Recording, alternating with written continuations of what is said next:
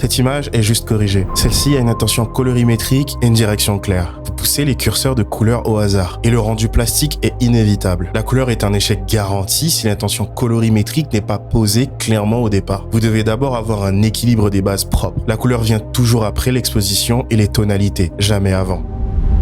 Pour forger un look ciné-froid, nous commençons par poser le climat. Dans l'outil Color Grading, nous tirons les ombres et les hautes lumières vers le bleu. C'est notre base froide. Mais pour garder la vitalité, les tons moyens reçoivent un complémentaire orange mesuré pour la chaleur. On affine la balance des blancs vers le froid, mais on reste modéré pour avoir de la finesse. Nous utilisons ensuite la vibrance. Elle permet de lever les couleurs peu saturées sans jamais cramer les peaux. C'est en manipulant les courbes RVB, canal par canal, que l'on sculpte la signature unique. Pour le canal rouge, on relève légèrement les ombres pour le chaud et on incline les tons moyens vers le bas pour amener le cyan subtil. Pour le canal bleu, on monte les ombres et les tons moyens pour consolider notre dominante froide. On baisse légèrement les noirs pour y insérer une encre chaude, le jaune.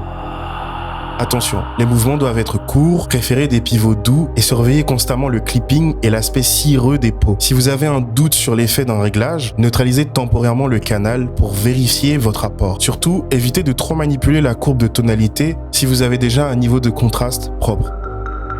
Une dominante froide, lisible, des tons moyens chauds, respirants et des hautes lumières propres. C'est le style filmique immédiat, matière préservée. La partie 3 sur les masques sélectifs dépend uniquement de si cette vidéo vous a plu. Je vous invite donc à vous abonner, ça se trouve, ça peut aider.